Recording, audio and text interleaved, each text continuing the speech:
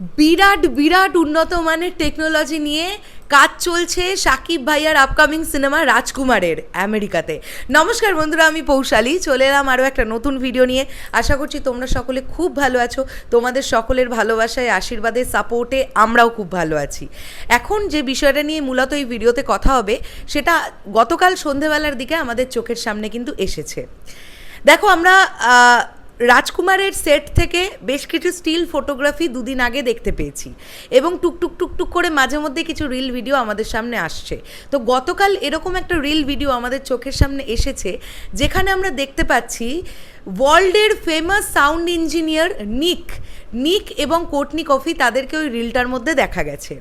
সেখান থেকে আমরা কি জানতে পারছি, যে বিষয়টা জানতে পারছি এটা থেকেই আমরা বুঝতে পারবো প্রথমত কতটা উন্নত টেকনোলজি নিয়ে শ্যুট চলছে রাজকুমারের, দ্বিতীয়ত তো এই উন্নত টেকনোলজিটা ইউজ করতে গেলে কত টাকা ব্যয় করতে হয়। কাজেই রাজকুমার ছবির বাজেট প্রিয়তমার প্রায় দ্বিগুণ বলেছিলেন হিমেল আশরাফ ভাইয়া। আমার তো মনে হয় প্রিয়তমার বাজেটের দ্বিগুণই, মানে এটা নিয়ে কোনো সংশয়ই থাকছে না। প্রচণ্ড উন্নত মানের ক্যামেরা তো ইউজ হচ্ছেই, ইকুইপমেন্টস প্রচণ্ড উন্নত মানের ইউজ হচ্ছে। তার সঙ্গে সঙ্গে যে সাউন্ড ইঞ্জিনিয়ার কাজ করছেন নিক, তিনি ওয়ার্ল্ডের ফেমাস একজন সাউন্ড ইঞ্জিনিয়ার এবং এমন একটা টেকনোলজি, এমন একটা মেশিন, এমন একটা যন্ত্র ব্যবহার করা হচ্ছে যেরকম ধরে নাও আমরা যখন কোনো সিনেমায় দেখি কোনো নায়ক বা নায়িকা বা যে কোনো অভিনেতারা রাস্তায় পথ চলতি গাড়ি ঘোড়ার মধ্যে তাদের সিনটা আছে, সেই সময় নর্মাল ল্যাপেল যেগুলো শুটিংয়ের সময় লাগানো থাকে সেগুলো কিন্তু গাড়ি ঘোড়ার আওয়াজ ক্যাচ করে।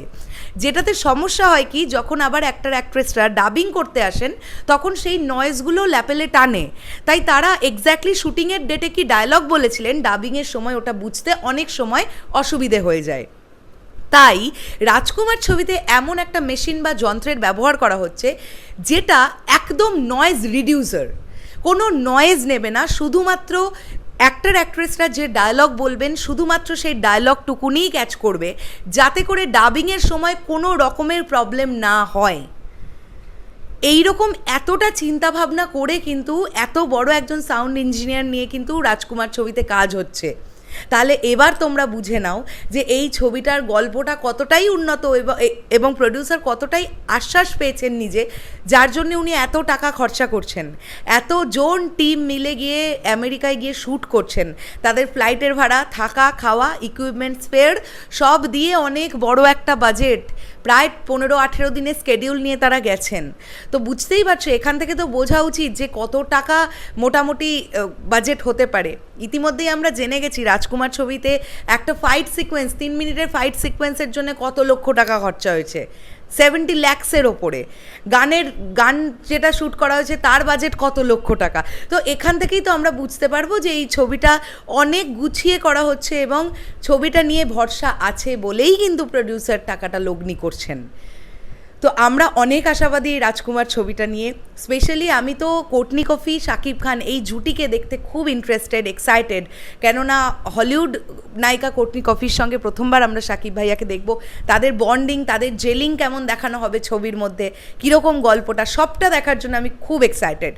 ব্যাস, এপ্রিল মাসের শুরু আসতে আর বেশি দেরি নেই, মাঝখানে আর একটা মাস, তারপরেই রাজকুমারের দর্শন পাবো আমরা। শেষ করলাম ভিডিওটা, দেখা হচ্ছে আবার খুব শিগগিরই নতুন কোনো ভিডিও নিয়ে। তোমাদের কি বক্তব্য পুরো বিষয়টাকে নিয়ে অবশ্যই কমেন্ট করো।